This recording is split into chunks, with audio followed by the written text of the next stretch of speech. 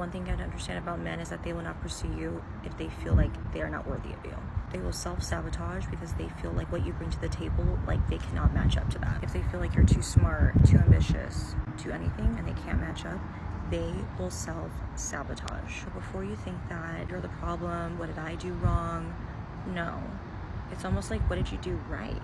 You'd be surprised how many men will literally be like, okay, no, I'm not gonna compete, or I'm not gonna like try and pursue her because she's too much of this for me or that for me. I promise you, it is 99% never you. Don't be sad and wondering about what happened with that guy. It's honestly them, not you. Ha ha ha ha. Just listen to her nonsense delusions. She thinks men are not approaching them because they are not matching that's why. Damn, she's right. We really can't match the levels of their shit behaviors towards men. Check some comments of other delusional women out there in her comment section. I just don't get it. Why can't they just use it as motivation to be better? And in reply, the other one said, because they don't feel like getting to that level, it's too much for them. Not everyone has that ambition. This, especially for mama boys. Then she replied again, I see, yeah. And also maybe they are afraid of trying and failing. And the other one said again, yes, you're right, and men are scared of failing. They love competing and winning. I have 2 exes who did this, and it was horrible. I will stop lowering my standards. One more comment under her video. Never lower your standards for guys. If they can't offer you abundance in a world made for them, then what's the point? Damn. I think they have lost their mind after I just read those delusional comments. Another girl with more insane mindset blaming men for not approaching them anymore. What happened to men pursuing girls? When was the pivotal moment that a man chose to not go after a girl anymore or put in any effort? It seems like guys can just put the bare minimum and not even really put in effort anymore. They don't really care to. Or they're like, why don't girls just go and make the first move and make the effort? When did it become a thing? Now it's like role reversal where they expect girls to be making the first moves, yearning for a guy and chasing him. That is, I feel like, the downfall of why it's so hard to meet someone, because men don't put in effort anymore or don't care to put in effort. And a relationship won't work unless the guy likes the girl just a tiny little bit more. He has to like her just the tiniest bit more for it to work in the long haul. So it would make sense if a guy really wanted to get to know you, that he would go leaps and bounds to get to know you. And when did that shift? Because back in my mom's era, if a guy wanted to take you out on a date, he had to go up to you, he had to get your number, he had to go through lengths to try to talk to you, even if you weren't interested at first. How my parents met? They met at a bar, and my dad asked for my mom to dance, and my mom was like, get out of here. She wanted nothing to do with him. If he had just left and listened to her, they would have never gotten married, they would have never had kids. But he was persistent. He wanted to take her out on a date so badly. He was like, what do I have to do to take you out on a date? She was working late their first date, so he went to her work, picked her up, prepped a dinner, took her to a park, just planned the whole thing. He wrote her poetry. He was yearning. How my aunt and my uncle met. My aunt was a dancer on a cruise ship, and he was the photographer. And he was persistent. She overheard him one night saying to his buddy, he was like, I'm gonna marry that girl. He had just met her. And now they're married, and they have 2 kids together. I don't hear anything like that now. Now we're praising eye contact. Now we're praising if a guy held a door open to us and smiled. That is what we're praising. It feels so backwards. I just wonder when it shifted, because I feel like that is the whole downfall of why it's so hard to meet someone now, because men just don't care anymore. That's not it. Women told us to stop. So we did. You are strong, independent women. Why do you need men to pursue you? Girls are scary and mean. There isn't much reason for men to be in relationships anymore. Risks and negatives outweigh the positives. Why don't we approach you anymore? The answer is, when women said don't approach us anywhere ever. Some guys don't have to try. When you realize that the game is heavily biased, you don't want to play anymore. Check this comment. That's not it. Women told us to stop.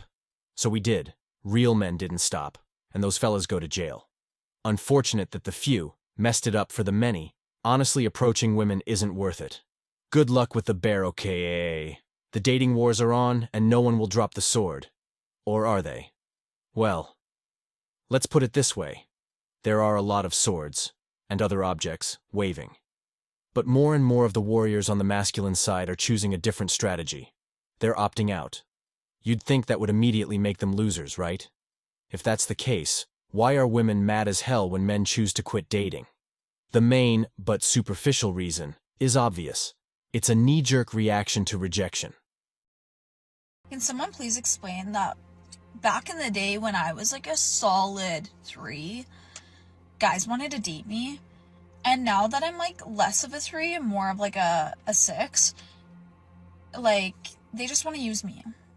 But like, why? I used to have guys always wanting to date me when I was ugly. Now that I'm less ugly, not a single one. I get into a situationship and they go, sorry, I'm just not looking for something serious. Like, why? Like, do I have to go back to being ugly again to get a boyfriend? Or what's the problem here? I don't. The idea that men avoid stress-inducing relationships with women because they now understand their true nature oversimplifies the complexities of gender dynamics and individual relationships. While some men may choose to avoid what they perceive as toxic relationships, framing women as inherently manipulative perpetuates harmful stereotypes and overlooks the diversity of experiences and behaviors within both genders. The analogy comparing women to displayed objects and men to shoppers reduces relationships to superficial, transactional exchanges. It emphasizes power imbalances, portraying women as commodities evaluated for their appearance or perceived worth, rather than as individuals with unique identities and aspirations. This perspective can be particularly harmful to women in their 50s, who often face societal beauty standards and ageism that unfairly diminish their perceived value. It's true that many men express disinterest in dating or pursuing sexual relationships. However, this is distinct from their hesitation to make long-term commitments, financial, emotional, or otherwise. Such reluctance often stems from concerns about trust, vulnerability, and the perceived risks involved, rather than outright rejection of relationships or intimacy. Ultimately, healthy relationships require moving beyond simplistic narratives and stereotypes. Mutual respect, understanding, and a willingness to navigate life's complexities together are essential for building meaningful and fulfilling connections. Okay, I'm here to let everyone in the world know it does not get easier in the dating world the older you get. It actually gets harder. I actually had someone yesterday say, I can't believe you're single. You're just so pretty. Okay, I didn't know that was a requirement to date. Secondly, yeah, no. But, however, I will tell you this. I don't have time for somebody else's crap. Do you know what it's like out there in the dating world? Have you tried these apps? They're freaking terrible. They're like shopping in a thrift store. I mean, that's what dating at 50 is like. Who's the least damaged freak out there? And by the way, I have to turn around and ask myself the same question. People are saying that about you too. So that's why I don't date. That is why. Many men today are increasingly aware of ways the fight for gender equality can sometimes be manipulated, particularly within the legal system. Stories abound of women conceiving intentionally without informing their partners, leveraging marriage for financial security, and ultimately exploiting the system when relationships break down. In such cases, men often feel trapped. A single accusation of domestic violence, abuse, or child misconduct can irreparably damage their lives. They may lose visitation rights, have no say in their children's upbringing, and watch as their children are handed over to a step-parent, while still being required to provide financial support. While this perspective may seem cynical and a generalization, the prevalence of these stories leaves many men wary and skeptical about commitment. It raises a critical question.